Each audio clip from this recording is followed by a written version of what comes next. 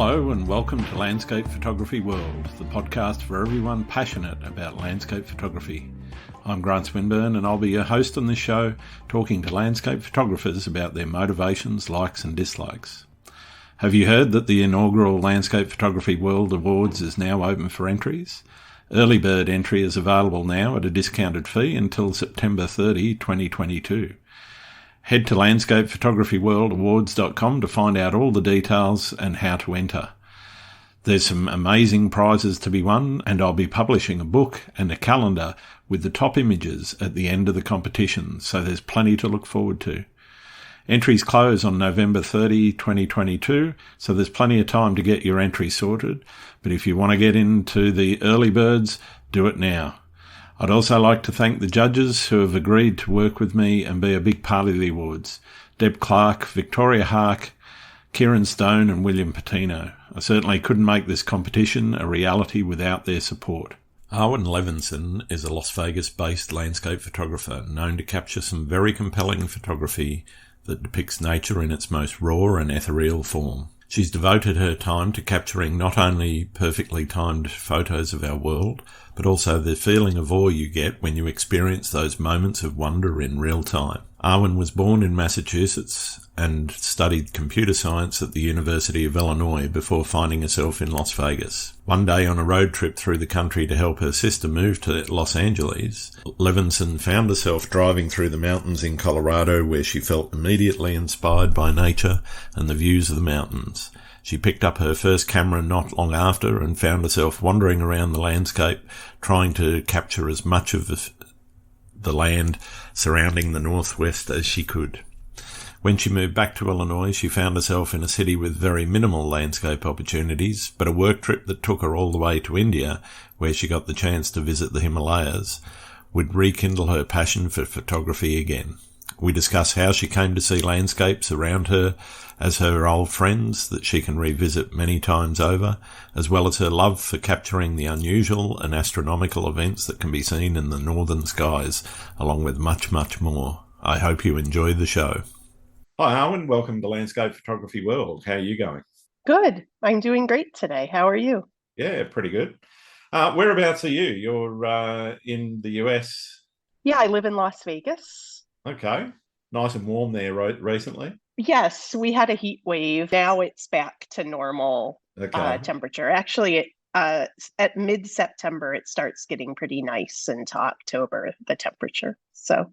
Yeah, well, I think we're getting all your rain over here at the moment because we're about to go into our third La Nina in a row, which means the west coast of the US and South America tends to be rather dry, and the east coast of Australia tends to be rather wet. So I see. Yeah, we've had what is it, La Nina, whatever it is. You get La Nina when we get La Nina and vice versa. Yeah. Yeah. But it's been pretty wild here with floods and all the rest of it, whereas you're in real bad drought and dam levels are low and all that sort of thing. So it's looking a bit weird, I think, the weather recently. Yeah, but we have had a lot of rain this summer, actually, which is kind of unusual. Okay. Even Death Valley National Park, which is only a couple hours away from Las Vegas, got flooded like 3 times this summer. Wow, okay. Yeah. That's amazing. So why don't we start talking about photography, because that's, I think, what people are listening for. So how did you get started? Why did you get started? What drew you to landscapes and astro? Okay. Well, it's kind of a long story, but I'll try and make it concise. I have been doing it on and off for a while, actually. I grew up in the Midwest of the US, which is kind of a flat landscape. Mm-hmm. And when I was in college, I was a computer science major, and I had the opportunity to intern at some companies out west. So the first one was actually Microsoft. And so I was in Illinois, and I drove from Illinois to Seattle And I Wow. chose to drive on the 70, the I-70, because it Yep. had a lot of like national parks and things like that. And so you drive pretty flat for a while, and then you hit Colorado past Denver, and the Hmm. mountains just are magnificent. And so as Yeah. soon as I saw them, I fell in love. And I mean, I had never seen mountains like that Wow. before.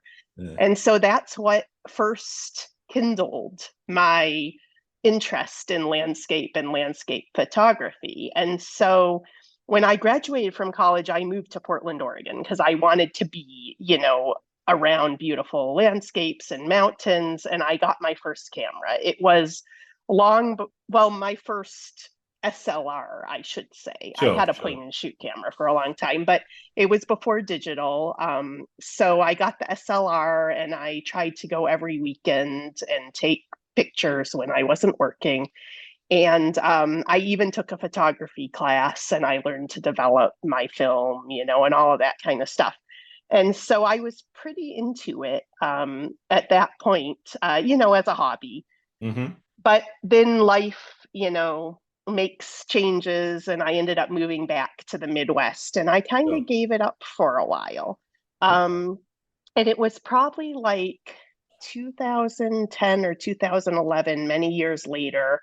I started going to India for work. I was a software developer. Yep. And it was then that I decided to pick up photography again. So at that point, I got a DSLR and I tried street photography and, all different photography because I wanted to capture what I saw in Sure. India. Sure. But it just didn't really click for me like Mm. landscape did.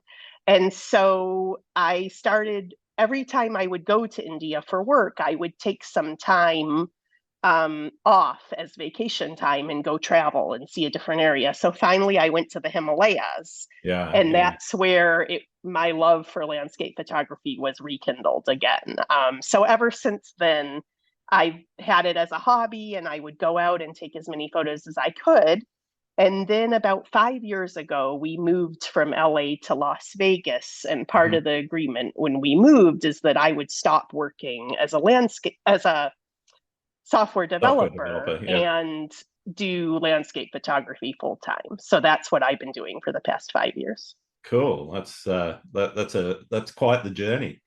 So I guess there's a few things I want to chase down there. One is you mentioned when things weren't really clicking with you, and then, as you said, you went to the Himalayas and it started to click. And obviously, the Himalayas are going to give you that spectacular landscape.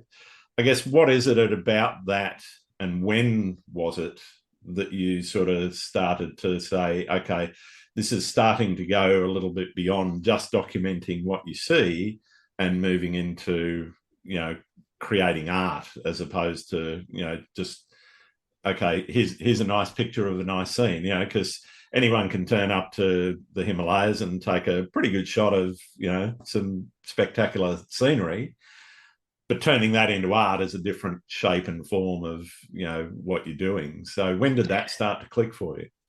Right. And for me, it's kind of the difference, I would say, between like a snapshot and Mm-hmm. like landscape photography that's art. Yeah. And honestly, I don't have any photos from the Himalayas that I consider better than a snapshot because, that's when I was first getting into it Yeah. again. Yeah. Um, Everyone hates their early work. so I think probably on my third visit, I went to this place in the Himalayas called Spiti Valley. Mm-hmm. And I actually took an astrophotography workshop. And that was one of my first workshops that I had taken. Yeah. And it was at that point that I kind of started thinking about um, being more intentional about my photography and planning it and Yeah. thinking about what is it that I really want to capture in Mm. my photos and how can I compose it in a way that makes it a more striking photo.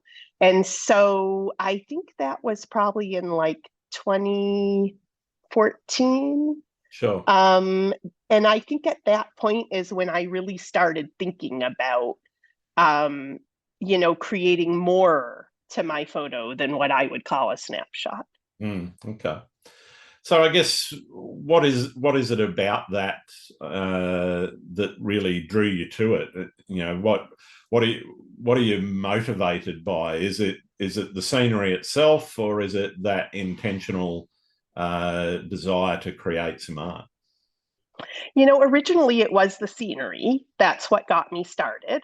But Hmm. now I think it's more when I am able to plan something out and then actually go and create what I kind of had in my mind. I mean, it's not always exactly what was in my mind, but Yep. similar to what I'm thinking of or imagining. Um, it's just the feeling that I get when I am able to actually create that.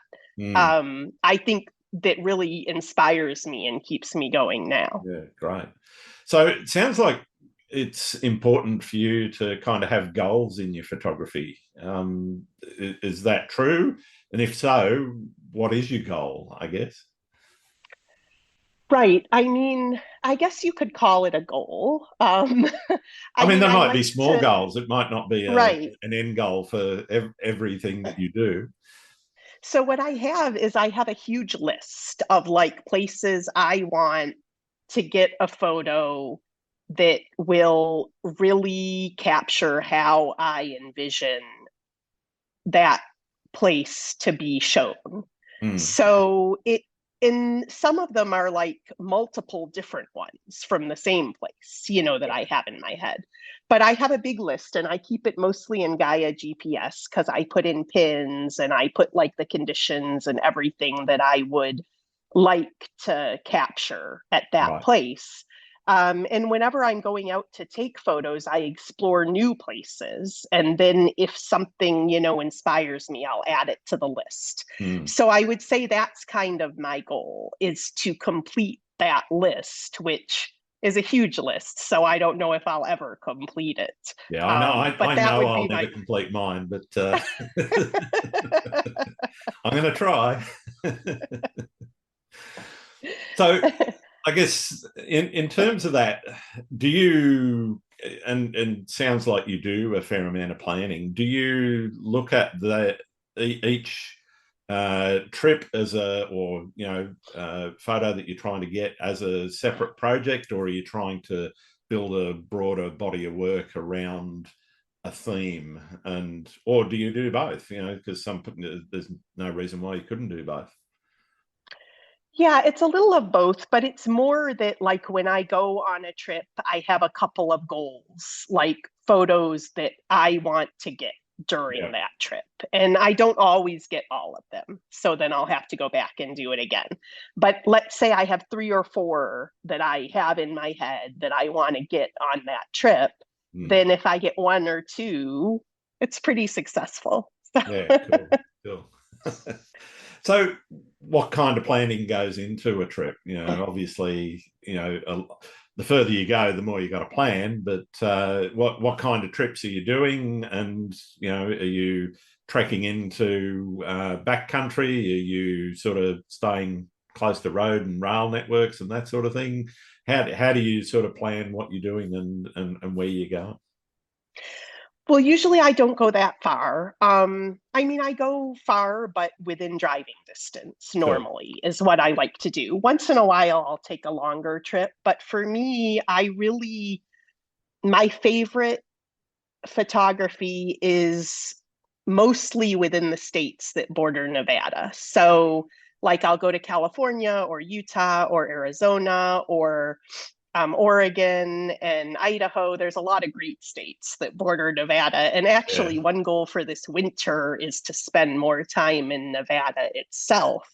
But really, you know, 8 hours of driving, maybe 14 if it's a longer trip and I'm going to Oregon.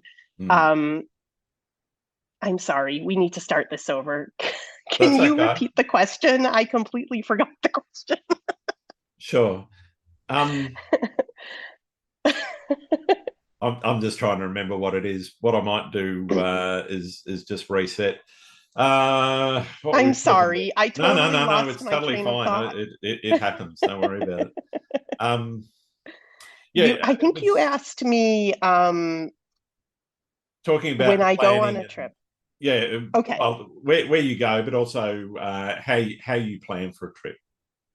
Okay. So if I start my answer over, can you That'll be make it go perfect. from the Yeah, question? Okay. yeah, Sorry about that. Okay. So I don't usually go that far. Once in a while, I will go on an international trip. But the way I prefer to do my photography is to go to places that I'm more familiar with and that yeah. I've been before. So I mostly go to the states that border Nevada. So I have Utah, Arizona, California, Oregon, and Idaho. I haven't spent a lot of time in Idaho, but in the other ones, I've spent a lot of time. Yeah. And so it's usually like, between, maybe 8 hour drive at the most. Hmm. To Oregon, it's a little bit longer, and I love Oregon. So I go there a lot. But what I do is, in my list of my goals for my photos, I also have like what time of the year it would be best or Yep. what I want to get in that photo as far as like flowers or fall colors or, the season. And so when I have time to go on a trip, I'll kind of look at the weather for the next few days because living in Nevada, it's really great. I can go in any direction and Hmm. there's something different to shoot. So I'll kind of look at the weather and see where it looks best for what I've envisioned. And then I'll go in that direction and I'll try and get some of those photos that I have on my list. So I could have some in the Eastern Sierra that I want to get, that's in California, that I Yep. want to get in summer, and some that I want to get in winter, and some that I want to get in fall. So if it's summer at the time, those will be the photos that go on my list, Mm. because it looks like it might be a good sunrise and I want to get this spot at sunrise in summer. Yeah. So I kind of have that all planned out in advance. And then, I go through all my options of, what might make a good photo. And then I look at the weather forecast and the conditions, and I decide which one I'm going to do the next day. Yeah. Okay. You mentioned the way that creating the art makes you feel. Is that a feeling that you get in the field, or is it a feeling that you get after you've completed everything and you're happy with the final output? Both. It's totally both. So when I get the photo in the field that I think is going to meet my expectations, it feels great. And Yeah. then when I You know get it you've on the nailed it. computer and I edit it and I get the final thing, it feels even better. So, it's kind of both. And for me, it's actually not always only one photo. Yeah. So, Yeah. I will, sometimes blend exposures and, things like that. So, for those ones, the feeling comes more after it's been edited. Yeah. But if I get the shot, like I know it, like sometimes I get one that I don't know it till after I edit it, but there's those shots that you get and you know it in the field, and then the feeling is just great right then. Cool. So getting into the field, get into I guess the way you bring about your compositions and the way that and obviously not trying to get into all of the details of one particular photo or anything, but in general, what are you looking for, and how are you working your way through the landscape when you get into the field? Because obviously you've got a bit of a picture about what it is that you've got in mind. It might be a lake with a mountain behind it and you're getting a reflection. So how are you then sorting out, where do I stand, where do I set up, etc.? What is it that you're kind of doing to bring about the compositions that you're putting together? Right. Well, I do hike a little bit, but I'm not like a big backcountry, like backpacking type. Sure. So, probably like a mile and a half, Yep. Yep. one way would be the furthest I've hiked. So most of these places I've been to before. So, like, for example, there's one location where I really like near far compositions. Those are my Hmm. favorite, where I find something in the foreground and something in the background. Yep. And I find those particularly challenging. And I think that's why I like them, because, not only do you have to find a nice organized pattern or something, in the foreground, but it has to support whatever you find in the Yeah. background. And Yeah. so it really adds another level of complexity and challenge to the Mm. photography, which I really enjoy a challenge. So I Yeah. think that's why I enjoy it so much. So like there's one place in particular where, I know there might be mud cracks there. And Yep. so I might want to photograph the mud cracks with this butte in the background, but they're only there sometimes, like they're not always there. So if I decided to go to that area on my trip, I'll go check to see if there's any there. And Sure. then I know whether that's something I could even consider. And it's a pretty big area. So, I spend a few hours walking around and looking, and there might be mud cracks, but not ones that I find particularly compelling, or there might not be any, or they might have too many rocks jumbled into them and then I can't shoot it. So Hmm. I'll go check all the places, and maybe even some new places that I haven't been before, so I can add that to my list.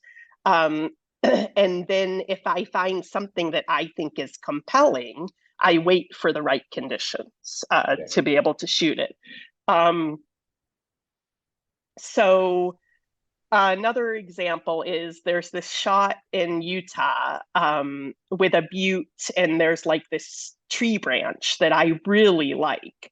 And I'm so surprised it's been there for like more than a year. Every Right. time I go there, it's exactly the same, but I Yeah. haven't gotten the conditions that I want to shoot Yeah. it. Yeah. So, like, I have this shot in my head, and it's a shot that I want, and hopefully the tree branch doesn't disappear before I get it. But it's that kind of thing. Then sometimes I'll go somewhere and it'll be completely different, than Mm. it was when I was there Mm. before. So then I'll kind of search for something new, that I can shoot there as a foreground. Yeah. So it really, depends on the situation. But, I always like to find, if it's something I've shot before and I've gotten the conditions that I really like, then the next time I'll try and find something new, Yeah. that Yeah. will be another compelling composition that I'll like.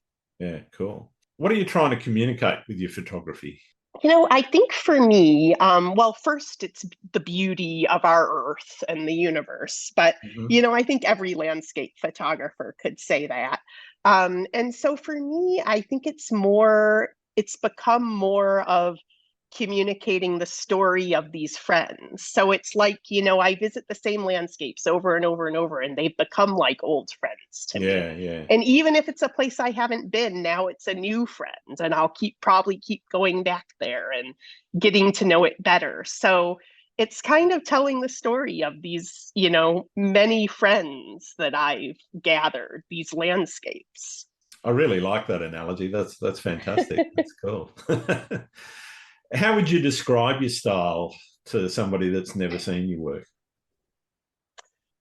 I usually describe it as dreamy but realistic. Mhm. So I like if somebody would look at my photo and then they would go to the place, they should be able to recognize it. I don't want to change it so much through my editing process that they wouldn't be able to recognize it. Yet I Yeah. kind of like to give it like a dreamy, otherworldly feel. Hmm. So, they wouldn't go there and, it wouldn't have the feeling exactly that my photos have, because I like them to be colorful and, I guess it's that otherworldly feel, but they should be able to recognize it. So I Yeah. say Cool. dreamy yet realistic. Yeah. Cool. How do you think that's developed over time from where you sort of started out doing more snapshot documentary sort of stuff into that dreamy? How have you, when you look back across your older portfolio, how do you see that developing? And when was that sort of, when did the genesis, I guess, of that dreamy look come into things? Right. I really think it's only been the past few years, maybe like 4 years. I think it's when I really started focusing on, doing photography full time, maybe a little bit before that. But of course, it was gradual over time. And, I'm just really attracted to like dramatic skies, whether it's a stormy sky or a sunset or sunrise or clouds. Anything dramatic in the sky. And so I think that helped to lead to this dreamy feel because, these would be the photos that I felt like I got it. This is the photo I love because I got the landscape with a dramatic sky that complemented it. Sure. And so that led to kind of a colorful and helped me to achieve that dreamy feel. Mm-hmm. In terms of where that style is going, are you trying to extend, or are you comfortable with where you're at? Is it something that you're experimenting with? Well, I would say that I like where I'm at, but I always am trying to push myself. So Mhm. one thing is for a long time, I was mainly only doing, sunrise and sunset and Yep. astro.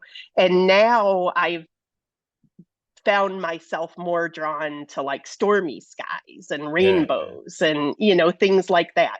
So that's something kind of new for me. But it really does go into my whole style that I already have. It just extends it a little and it's helping me grow. And it's hard. I mean, Mm. I think it's harder to get good photos in those conditions because not only do you need the stormy sky, I think, but you also need the light. So you're Yeah, only going to get it like on the edge of a storm. yeah, yeah. Um, Yeah, so your yeah, flat it's grey yet another overcast isn't going to challenge. cut it. Right. So it's another challenge, Yeah, to try and get that also. So I still love the sunsets and sunrises. yeah, yeah. But here's a new thing now that I'm, exploring and trying to capture. And so I'm sure after this, there'll be something else as well. Yeah, yeah, sure. Um, I want to talk a little bit about the lifestyle choice. You know, obviously moving to Las Vegas, and as you said, part of the deal was you got to go full time.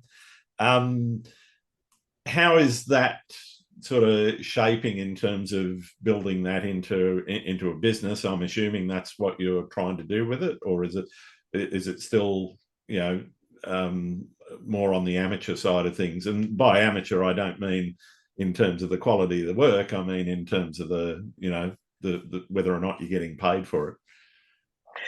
Right. So the first few years, I was definitely just trying to improve and build my portfolio.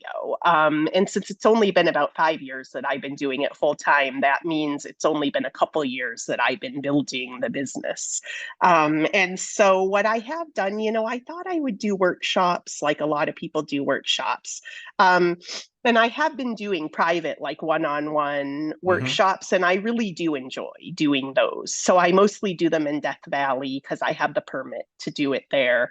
Yeah. And also in a couple parts of Utah, I have a permit for it as well. And so I have been doing private workshops and I really enjoy doing that. But I think probably the group workshops isn't for me. I tried doing Yeah. that a couple times and I think I just prefer the one-on-one where I can give the person full attention Yeah. and Yeah. also that it's kind of a shorter time period, like just one sunset or astro or sunrise, versus like, a long group workshop. Mm. Um, I've also been selling prints, and then recently I've been selling NFTs. So that's Cool. another way that I've been able to monetize Yeah. Okay. my photography. how obviously people want to know, how's it going? Is it are you finding success, or is it still something that you're growing? I'm still growing it. Yeah, Probably I'd say, at this point I'm like breaking even yeah, money yeah. wise. But I mean, that's to be expected the first couple of years of running a Sure, business. So sure. Not I'm many, not many definitely businesses make money in year one. right. So I'm definitely still, I feel successful. Yeah. One of the things that everybody wants to know, and I'm not asking for specific numbers here, but how do you price your work? What goes into the thinking around your pricing, both for your workshops, but also for the prints and NFT sales? Right. Well, for the workshops, I think I'm pricing it a little bit on the low side still, because I feel like, I'm just getting started. And Mm-hmm. so I'm not as big a name, but I do have a lot of valuable things to teach. And so I think that people who take workshops from me can really get a good deal, Yeah. because I think my pricing is very fair. And the places that I teach the workshops, I know so well. So if their goal is like to go to Death Valley, they've never been there before, and they just want someone who can, show them the best places to shoot, that's one option. But I really do enjoy the teaching. Mm. So, I mean, I want to help them find the composition, that they, if that's what they want to learn. So it really is up to the person. But I think that, the price, I priced my workshops a little bit lower, but not, like Yeah, way yeah, undercutting, you're just not discounting. because, Yeah. right. Just because I'm getting started. And so, then the prices will go up, Sure. as I do it more. And then for the prints, I just took the, the prices that Smug Mug gave me, and it's been going well. So I'll just keep going with it. Fair enough. Fair enough. And for the NFTs, I try and price them similarly to the prints, except that I can only sell each photo once Yeah. usually. So Yeah. it's a little bit higher, than it would be for a print that I could sell, many of Yeah. them. So yeah, most photographers, particularly doing this on their own, the struggle is being not only the content producer, so you've got the production line of new content to create, you've got then the production line of marketing to create. How do you juggle all of the balls that end up in the air when you I guess trying to run it as a business? Yeah, it's really hard. And I'm not a very good marketer. So that's something I'm working on. I've been reading books and, trying to learn more about how to do that. But luckily, I've grown a pretty good Instagram. So that's what I've gotten most of my workshop clients from. Okay, cool. And now on Twitter, I've gotten a few from there.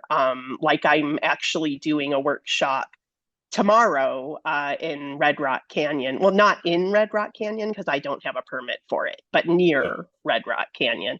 I like to follow the rules. So, but near Red Rock Canyon. And that was someone from Twitter who, is just beginning with their camera. So I'm going to Yeah, teach yeah, them, yeah, how to use the camera and stuff. So, it's been a little slow, I think, because I don't have those marketing skills. Mhm. But I'm learning and I think I'm doing better and it's picking up a little bit. Yeah, excellent. Good to hear. What, I guess, could somebody expect in one of your workshops in a one-on-one? What are you offering, and what are they going to experience when they're with you? Right. So, everything from like going to a location that, would lend itself to photography if they don't know the Mhm. area, to, finding a compelling composition. And, I'll let them try to find it and we'll talk about it and, work together to find a composition. And it really depends, like if we're shooting into the sun, then I can teach them what I bracketing, like how I do that to get more dynamic skies. And even, I've done a lot of online workshops during COVID where I would teach them Okay. how I plan and how I use the apps to look at the weather.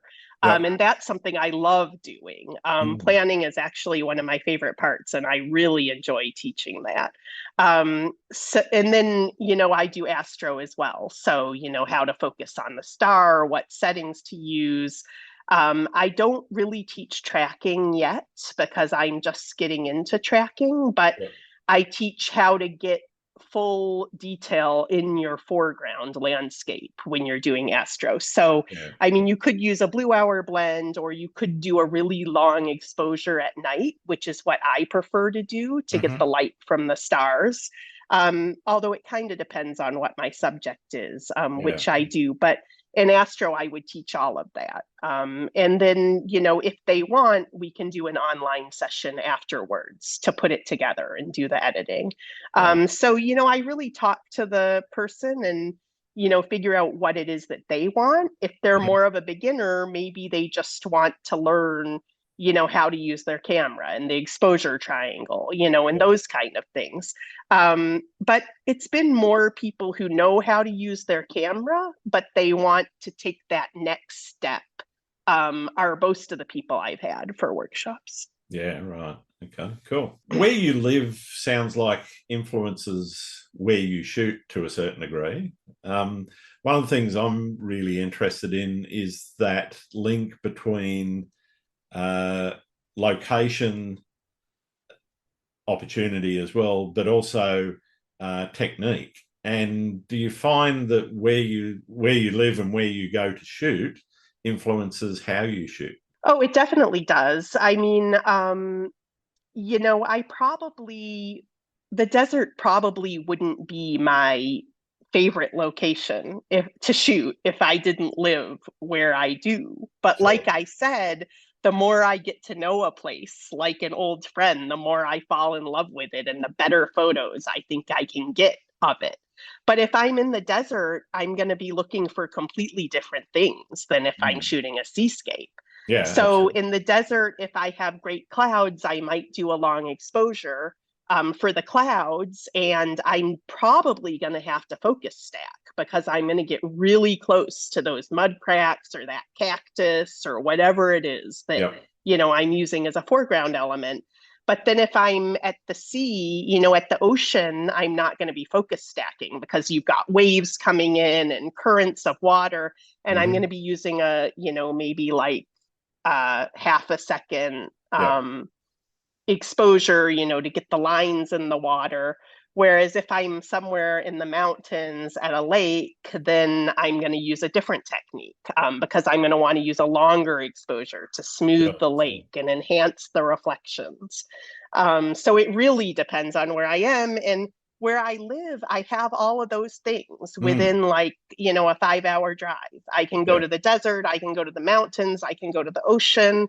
So, that's one reason I love living in Vegas for landscape Mm. photography is there's so many options and I get to use all those different techniques depending on where I'm shooting.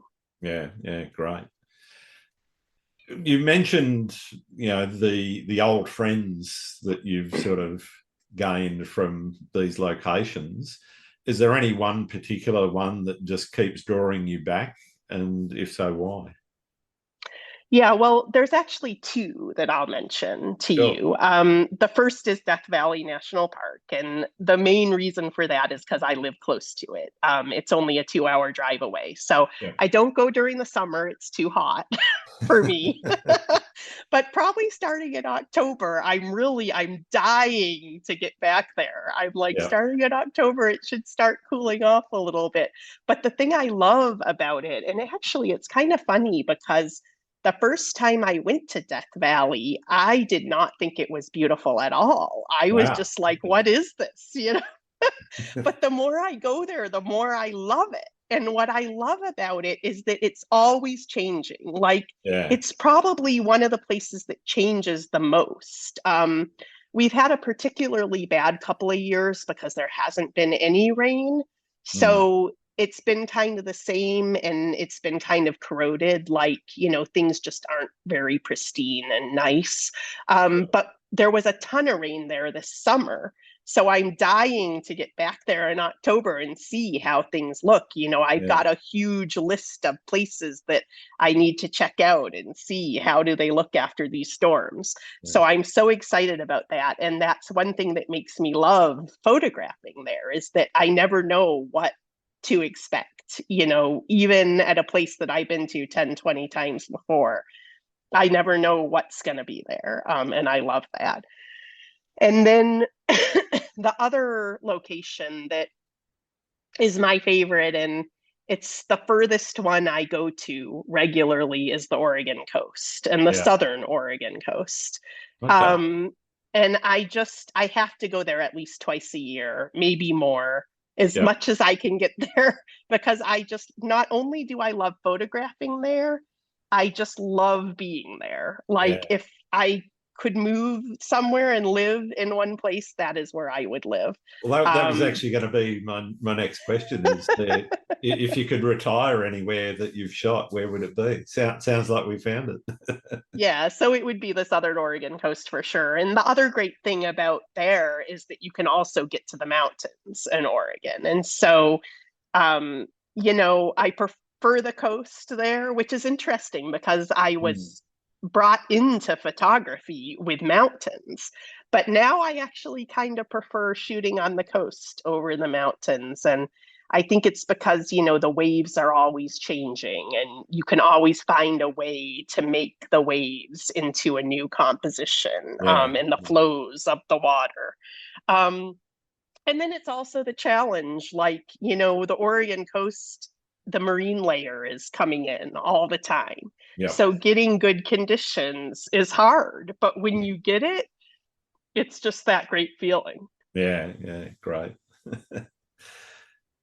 What's the most memorable experience you've had while taking photos? Um, you mean like one specific shoot that's memorable to me? Sure. Or Okay. you know, could I be a have horror one. story. Could be the most amazing thing you've So, ever seen. Could be and anything. it's not a particularly tough location to get to. But it actually ended up being my favorite photo that I've taken until now. And it's at Pfeiffer Beach on the California coast, in Big Sur. And all the photographers in this area know that if you go like 2 weeks before or 2 weeks after the winter equinox, between 2 weeks before and 2 weeks after, you can get the sun shining through the keyhole in the Yep. arch Yep. that's there. Um, and so, I had tried so many times to go there. And, one thing that I'm always looking for is to get something that's uniquely my style. Like, I don't want to go there and be in a line with 20 other photographers far back from the arch, Yep. taking a photo, because I'm not going to be able to get the photo that's the one that I feel like is really my photo and really Yeah. unique to It's me also and the never way I've never envisioned fun. it. It's also never fun jostling your tripod like legs over one another as well. Right. And so most times when I've gone there during that time, it's been like that, Yeah. like so many people there, and you just can't get the photo that you want. And so this one time I was going with my family, um, because we were going to go for Christmas and visit some friends who live near San Francisco. And to get there, we decided to drive up the coast. And this was after I had tried many times to photograph this phenomenon. And like I said, there were always all these people.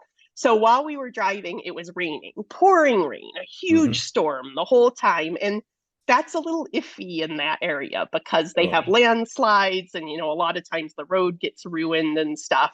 So it was kind of a fun adventure with the family, to be driving through this big storm in Big Sur.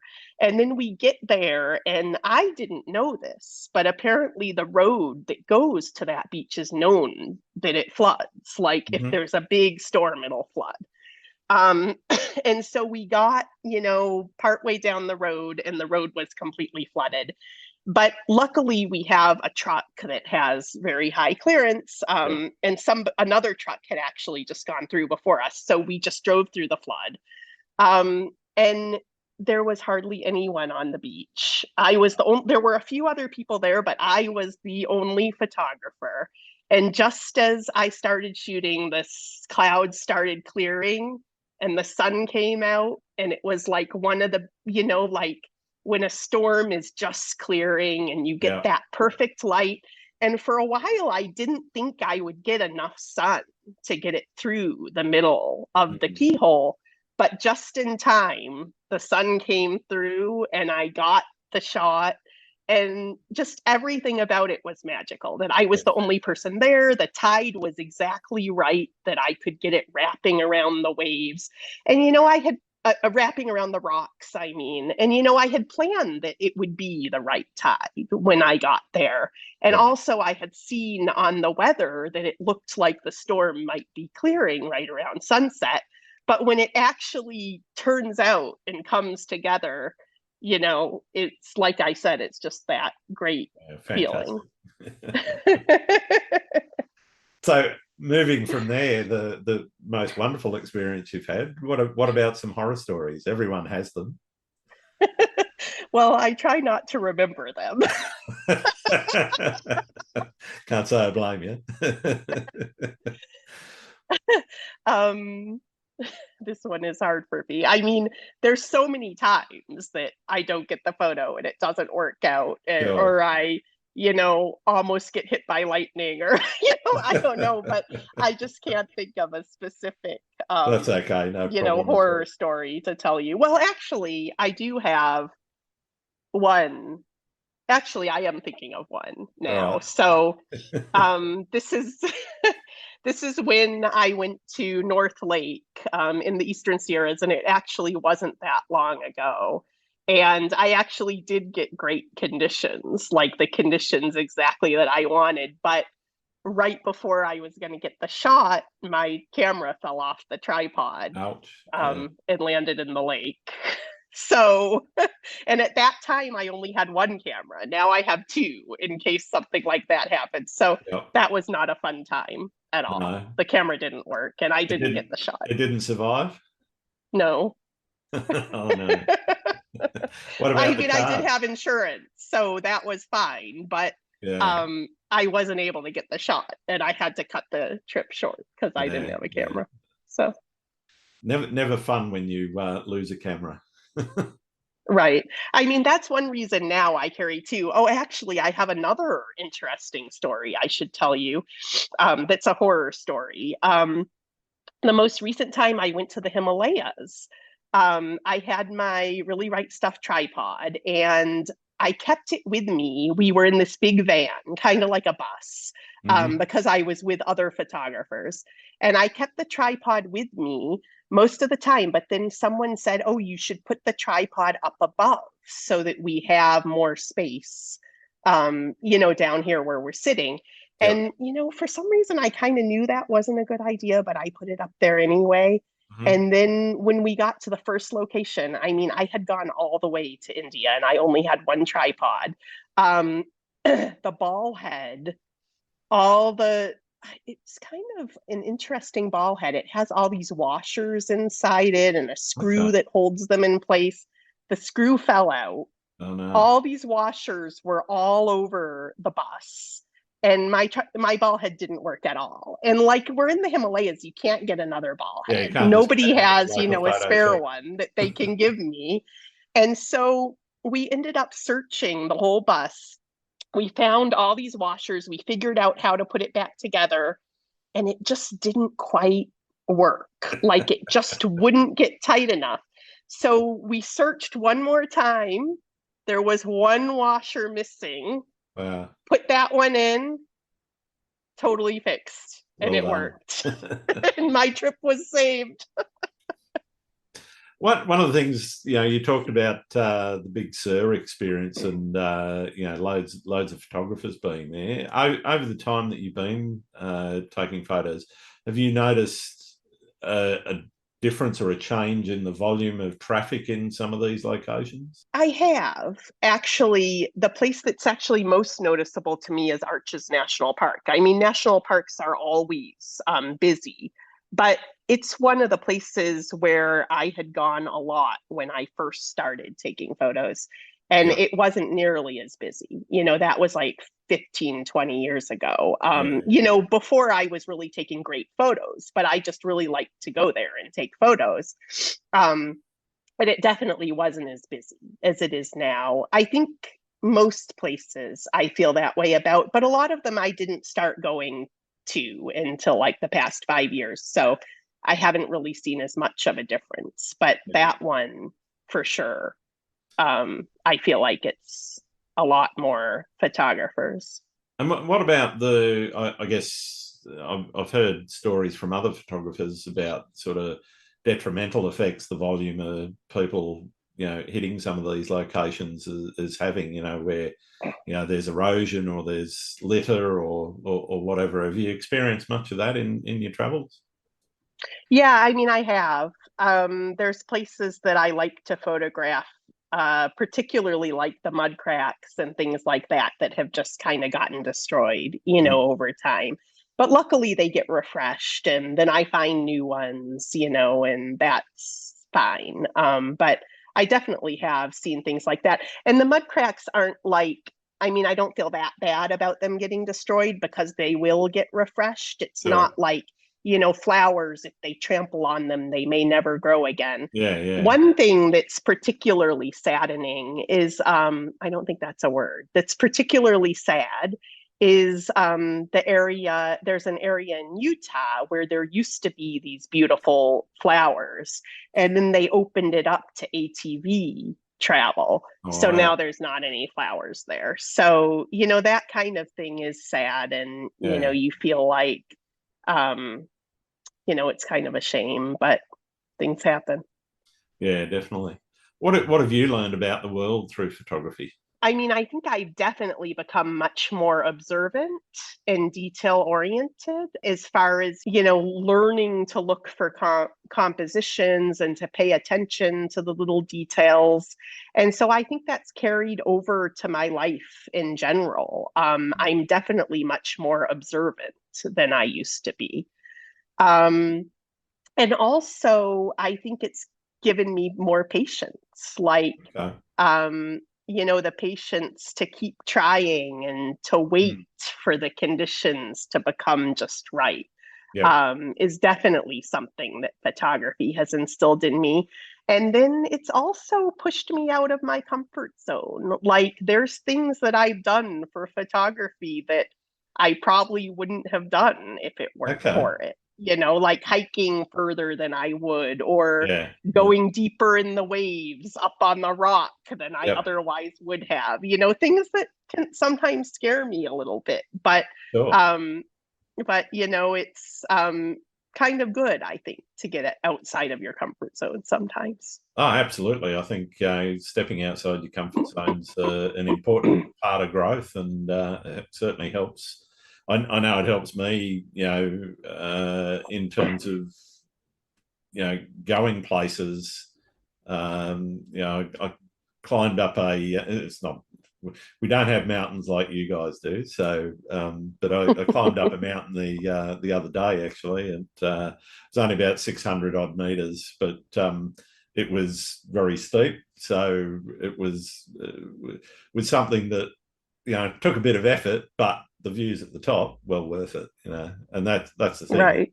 You kind of got to get out of that, you know, taking the easy route or just going to somewhere that's always familiar to you to get out there and extend yourself. I think. Yeah, and then the other thing, like camping, I had never really camped, and Mm. definitely not alone, until I started doing photography. So just a lot of things that, it's really motivated me to do that I otherwise wouldn't have. Yeah, sure, sure. Um, talking a bit, you talked a bit about the process in the fields and setting up. you've got the shot. Let's talk a little bit about processing. I don't want all of your processing secrets or anything, but are you the type of photographer that gets home, gets straight onto the computer and starts editing, or do you let it sort of gestate for a while before you get into it? I let it gestate for a while, and it's not always intentional, but I just Yeah. have so many things to do that sometimes it takes me a while to get around to edit it. And then also, I kind of have in my mind what I want in the end, but Mhm. sometimes I end up starting over a few times. Yep. So that makes it take even longer, for me to get to a final photo. Yeah, yeah. What are you doing in terms of processing? Obviously, you mentioned focus stacking, and are you doing multiple layers, lots of composites, lots of work in Photoshop, or is it largely in Lightroom, or a combination of the two?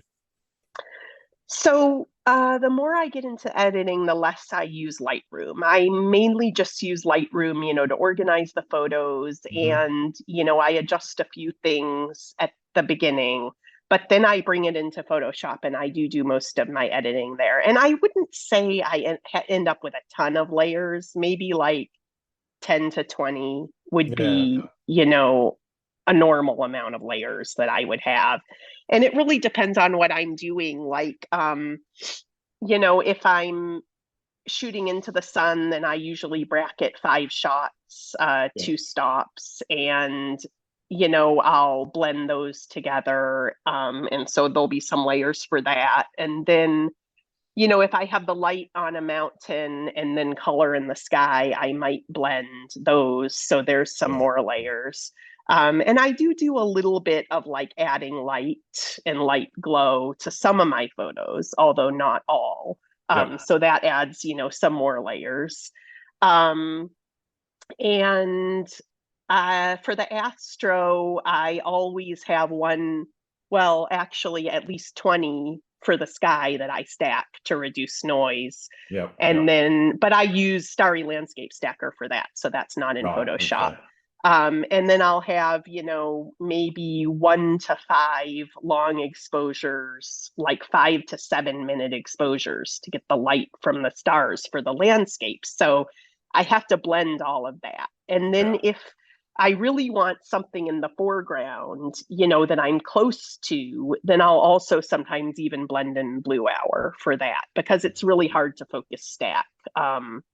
When you're doing a 5 to 7 minute exposure Yep. to get enough light from the stars. Yeah. Yeah. So, the Astro, I think, can often have more layers and take a little longer than my other photos. Yeah, processing Astro is a dark art in and of itself, I think, as opposed to just your normal blending, etc. But Right.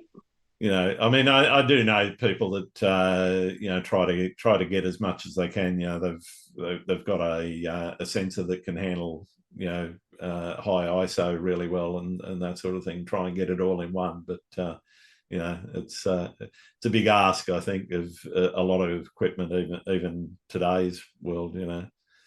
Right. And I think some people, might light it up like with the low level lighting and that Yep. kind of stuff. But for me, I just like the more natural look Sure. of, Sure. getting the light from the stars. That's my preferred way to do Mm. it. And I particularly like to have water in my photos. So, I like to get the reflection of the stars or Yeah. at least the color from the reflection if the water's not still, Yeah.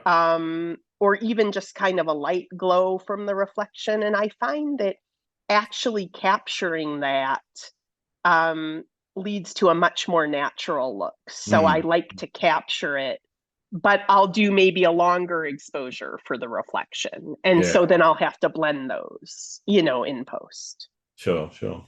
So how long are you spending in post? Do hour, 3 hours?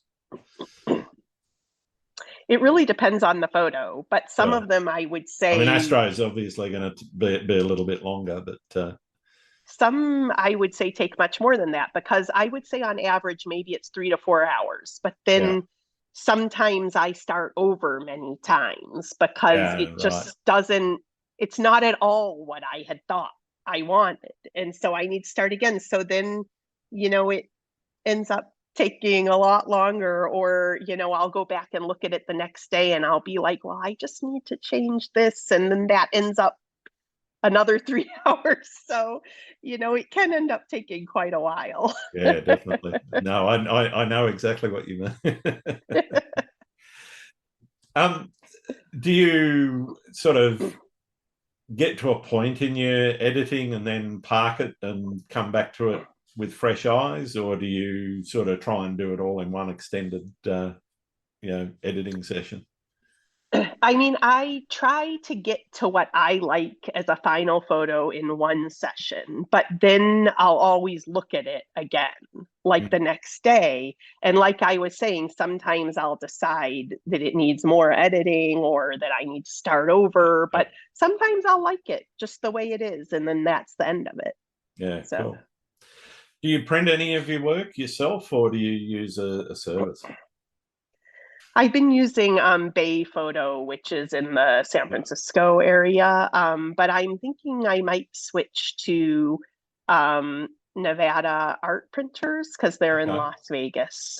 So I keep meaning to go over there and talk to them, but I haven't gotten around to it. But no, I don't really print it myself. I use the Yeah. services. Cool. Have you ever hit a creative wall? Oh yes. um, it happened to me after the pandemic. So, in March of the pandemic, Yep. everything kind of shut down and I didn't go out and shoot. And I was dying to get out again and shoot. And then finally in May, I went with my kids when they were done with school and we went for the whole summer. And I didn't take any photos. And I'm like, I totally wanted to get out and shoot. And it was just like, I don't know, I couldn't get back into it. Mm. And that was when the comet, I'm blanking on the name. That was when the comet was Yeah, there. And I so know the I one you missed mean. out on the comet. Neowise. And I Yeah. realized, and I had all these opportunities. I could have gotten like a great shot, a Yep. great landscape with the comet. And it was that creative block. Like I just Oh, couldn't get back into it. So then finally, I had a workshop that I was going to take with Mark Adamus. And it had been postponed, a bunch of times because of mhm. the pandemic. And then finally, I took that workshop. And so I was forced to just, start taking photos again. And then I snapped out of it and I was back into it. And I think now I know when I go through those creative blocks, I just have to force myself to go out and take photos. Sure, sure. And then it'll just come back. I'll just get over it. So Yeah. I haven't really had another one since then, but Yeah, cool. What do you see as the biggest challenge facing photographers right now? I think it's getting your work seen. Like I said, I'm not good at marketing, and I don't know, maybe some are really good at it. But for me, I'd say that's, a big challenge is Mm. being able to market yourself and get your work seen and um, get yourself out there. There's a lot of photographers. It's a, competitive marketplace. So I think Definitely, that would be it. yeah. Okay. What do you see is the future of photography? Hmm. I mean, I think cameras are just getting better and better and better. And Yeah. so we're really going to be able to do so much more with photography. Like maybe I will be able to get what I consider high quality astro in a single photo someday because cameras will be so great. Mm. So I think there's a bright future. I mean, some people would say, oh, well, the cameras on phones are getting better, so everyone's going to be taking photos. But I kind of see it the other way around. Like, in order to really create great photos, you need to be intentional about it, no matter how good your camera is. So Totally. I think by having better cameras, it's going to give us even more opportunities to capture even better things that we couldn't even dream of capturing before. Mm. Mm. Where do you see the place of AI in photography? There's a lot of hype around the ability to chuck a few words at a computer and it generates an image. And I've seen people doing combinations of photography and AI. Do you see threats from that in any way?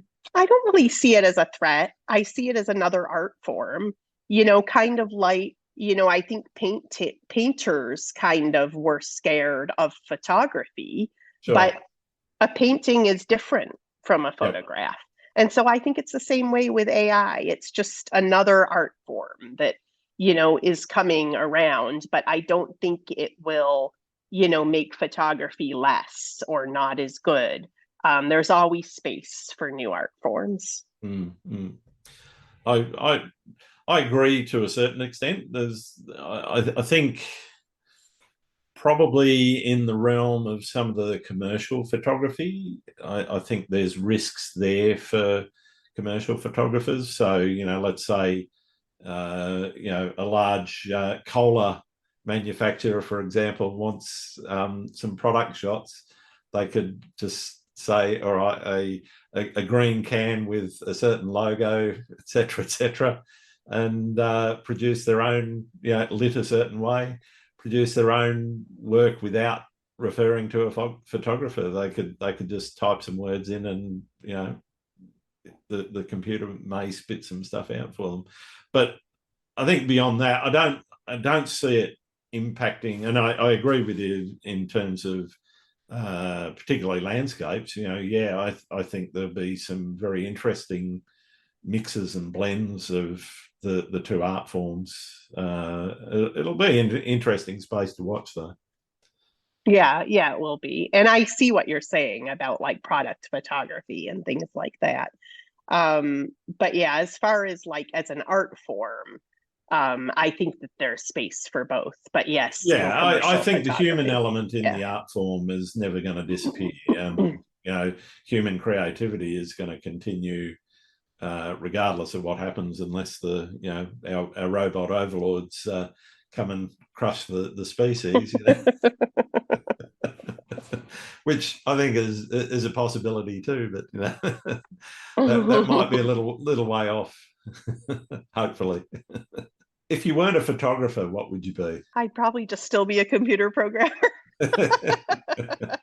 which is what I did before I started photography. Cool. So yeah, I mean, I liked doing that as well. So, Yeah. And what do you like to do when you're not shooting or creating?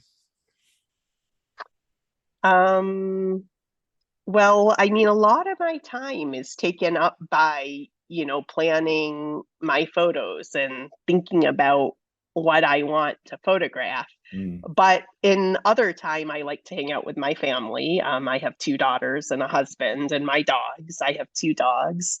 Yep. Um, and I mean, my favorite is to hang out with them and go on a trip Nice. photographing so that I can have the best of both worlds, but I can't always do that. I like current events. I watch the news, and I like to read, listen to music. Mm-hmm. So yeah, I have a lot of things I like to do. I don't really watch TV or anything like that. I try to, I mean, except for the news, I Sure. try and focus it on other things. But Yeah. Yeah. I like to eat. Food is probably one of my favorite things, especially at nice restaurants. So yeah. Very nice. Very nice. We've all got our inspirational photographers out there. Who do you have that's inspiring you at the moment that you think I should be talking to? Okay. Well, one of my biggest inspirations is Mark Adamus. I Sure. mentioned that I did a workshop with him, and I think maybe have you already spoken to him? No, not yet. Oh, Oh, he's okay. on my list. Okay. So my style is very different from his. I mean, there's some similarities, but just he's very inspirational and he's a great teacher. So a lot of what I've learned from him. So he's a big inspiration. And then I also really love Michael Shainblum's Mhm. photography. Um, his is a huge inspiration for my Yeah, photography. fantastic. And he's does more time lapses now as Yeah, well, which is also an interesting aspect. definitely. So right now, those are probably the two who have been inspiring and influencing me the most. All right, fantastic. Thank you for that. I've got one more question for you, and for many of my listeners, it's the most important one I can ask you. Do you like pineapple on pizza? Um, I don't order it, but if I were hungry and that were the only pizza, I would eat it. I'm with you on that. Fantastic. All right. Well, thank you very much for taking the time out to talk to me today, Arwin. It's been really wonderful getting to know you a little bit better and learning more about what you do. Where can people find your work? Okay, well, I have my website, which is photographybyarwin.com, and that's where I sell my prints. But if you want the overview of all of my photos, Instagram is the best place to look, which is arwin.l. And the reason is because I put more photos on there than anywhere else. It's only some of those that make it as a print to my website. And then if you want to see like my latest work, you can, follow me on Twitter because I tweet a lot of my latest work there. Yeah, But Twitter it's easier to see it in a gallery format on Instagram. definitely. Yeah, yeah. So All right. Thank you very much. thank you. This was great. Thanks again for listening to Landscape Photography World. I hope you enjoyed the show, and keep listening because I'll be joined by some great guests in upcoming episodes. You can find my work in this podcast at grantswinburnphotography.com. I'm also on Vero, Twitter, YouTube, Instagram, and Facebook. I'm Grant Swinburne. Hope to see you out shooting soon.